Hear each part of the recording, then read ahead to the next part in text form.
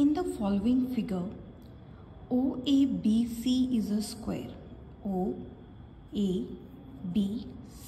is a square.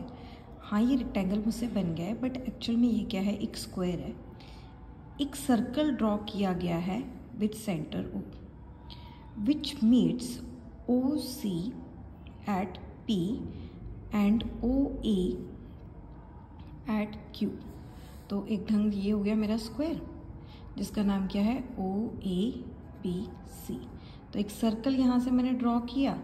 ये circle इस point पे यहाँ पे P पे आ गया, यहाँ पे क्या आ गया, Q पे.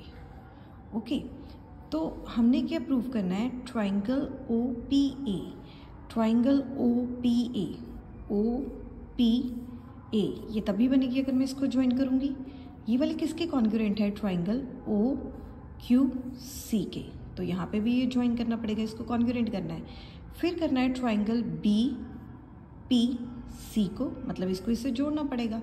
और किसको कॉन्ग्रुएंट करना है, BQA को, इसको इससे जोड़ना पड़ेगा. तो हमें कनेक्ट करना पड़ेगा और उसके बाद हमें क्या करनी है, ट्राइंगल क्या करनी है, कॉन्ग्रुएंट करनी है. तो पहले हम बाय कंस्ट्रक्शन ट्राइंगल को ज्वाइन कर लेते हैं. तो बाय कंस्ट्रक्शन मैंने ट्राइंगल को ज्वाइन कर दिया.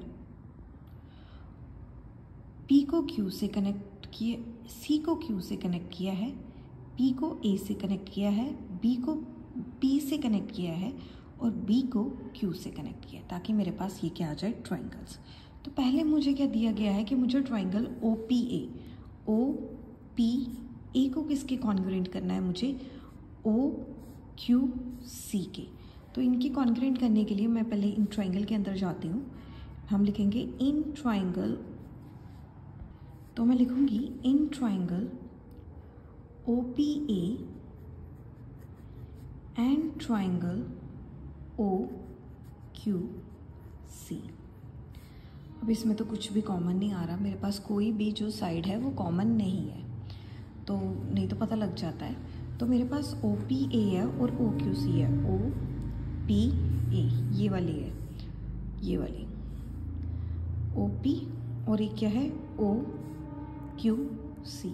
अगर आपको नज़र आ रहा हो, OP और OQ क्या है, रेडियस ऑफ सर्कल.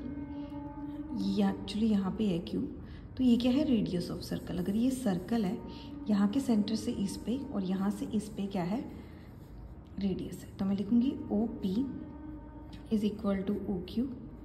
इसको लिखा जाएगा रेडियाई ऑफ सर्कल. ये रेडियाई हैं किसके, सर्कल के. ये होगी पहली चीज़.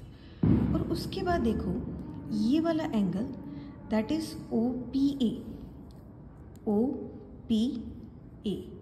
ये वाला हो गया मेरे पास, और एक हो गया मेरे पास COQ. एक तो दोनों में कॉमन है और 90 डिग्री है, क्योंकि जो स्क्वायर है उसके सारे एंगल क्या होते हैं, 90 डिग्री, ऑल एंगल्स. तो एक साइड में लिखूंगी AOP is equal to angle COQ. Common भी लिख सकते हो, ईच 90 डिग्री भी लिख सकते हो. तो ये क्या आ गया मेरे पास, 90 डिग्री. उसके बाद देखो इसी स्क्वायर के अंदर OPA फिर से देखते हैं, OPA ये वाला हो गया, और एक क्या हो गया मेरे पास, OQC. इसमें देखो OA, ये जो OA है और जो दूसरी क्या है, OC, ये दोनों साइड ऑफ स्क्वायर हैं. साइड ऑफ स्क्वायर क्या होती हैं, इक्वल. OP एंड OC क्या होती हैं, साइड ऑफ स्क्वायर इक्वल. तो मेरे पास यहाँ पे क्या दे रखी है, OC, और यहाँ पे क्या दे रखी है, OA. ये क्या है, साइड्स ऑफ स्क्वायर, दोनों इक्वल है. तो मैं यहाँ पे क्या लिखूँगी, साइड एंगल साइड. ये हो गया साइड, ये हो गया एंगल, और ये क्या हो गया, साइड. सो बाय SAS रूल मेरी जो ट्राइंगल है OPA, ये क्या हो गई, सिमिलर होगी किसके, ट्राइंगल के OQC के. ओके, तो मैं क्या करूँगी, ये तो हो गया मेरा फर्स्ट. मुझे यही करने को बोला गया था ना कि आप OPA को OQC से कॉन्ग्रुएंट करो. सो फर्स्ट पार्ट तो हो गया मेरा. अब सेकंड पार्ट करना है. सेकंड पार्ट में हम क्या करेंगे, ट्राइंगल BPC को कॉन्ग्रुएंट करेंगे ट्राइंगल BQA के. तो मैं लिखना है मुझे triangle BPC and triangle BQA। इसको करने से पहले हमें एक स्टेप करना होगा। उस स्टेप में हम क्या करेंगे, हम क्या लेंगे, now OP is equal to OQ।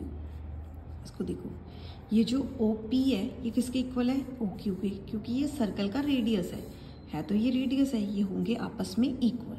तो इसको क्या मैं लिखूंगी, रेडियाई ऑफ सर्कल, और सिंपली मैं क्या लिखती हूँ, रेडियाई।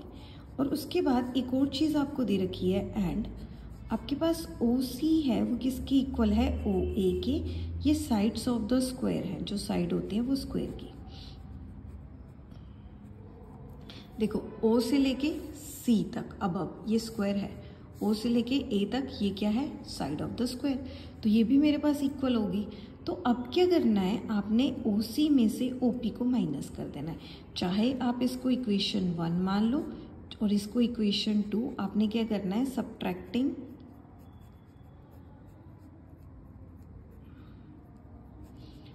1 फ्रॉम 2 से माइनस कर दो। सो अब क्या करोगे आप, अगर आपको इसको माइनस करोगे तो OC बड़ी है ना, साइड ऑफ स्क्वायर, उसमें से रेडियाई को माइनस कर रही हूँ मैं, is equal to OA minus of OQ। अब देखो यहाँ पे C है, यहाँ पे P है, O कॉमन है, तो सीधी सी बात है, देखो OC में से आप OP को माइनस करोगे, आपके पास क्या आएगा, PC भी लिख सकते हो, CP भी लिख सकते हो, एक ही बात है। तो मैंने CP लिख लिया रैंडम, कि C पहले आता है। इसी तरह OA है, यहाँ से लेके यहाँ तक O है, और यहाँ से लेके यहाँ तक क्या है, Q। तो आपने OA में से क्या माइनस किया, OQ, और तो आपके पास क्या आ गया, बचा हुआ AQ। तो ये आ गया आपके पास, इसको मान लो आप इक्वेशन 3। अब मुझे जो कॉन्ग्रुएंट करने के लिए बोला गया, मैं वो लिखती हूँ। जो ट्राइंगल बोली गई है कॉन्ग्रुएंट करने के लिए, in triangle BPC and triangle BQA। इस ट्राइंगल में जाते हैं, देखो फिर भी आपको कुछ कॉमन नहीं मिल रहा, BPC है, ये BQ है, सिर्फ एंगल B भी कॉमन है। तो हम इसको यहीं पे सॉल्व कर लेते हैं, यहाँ पे आ जाएगा, यहाँ पे कर लेते हैं हम लोग। तो इसमें देखो क्या है, कौन सी ट्राइंगल है, BPC। कहाँ पे है मेरी B, ये B कहाँ पे है, ये है B, यहाँ पे P है, और ये क्या है, C, ये वाली लेनी है छोटी सी। BPC दूसरी क्या है, BQA ये छोटी सी है। तो क्लियरली ये एक साइड ऑफ स्क्वायर, ये दोनों होगी, ये तो इक्वल आएंगी ना। तो आप क्या करो, BA को जो है BPC एंड BQA, तो इसका आप BC इसके इक्वल कर दो BA के साइड ऑफ द स्क्वायर। तो मैं लिखूंगी BC is equal to BA। ये यहाँ पे लिख लो आप, क्या है, साइड्स ऑफ द स्क्वायर।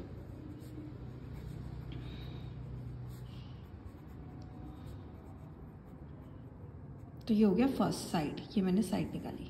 अब देखो उसके बाद क्या है, इसी ट्राइंगल में ये 90 डिग्री होगा, ये 90 डिग्री होगा, क्योंकि दोनों एंगल्स क्या होते हैं, 90 डिग्री।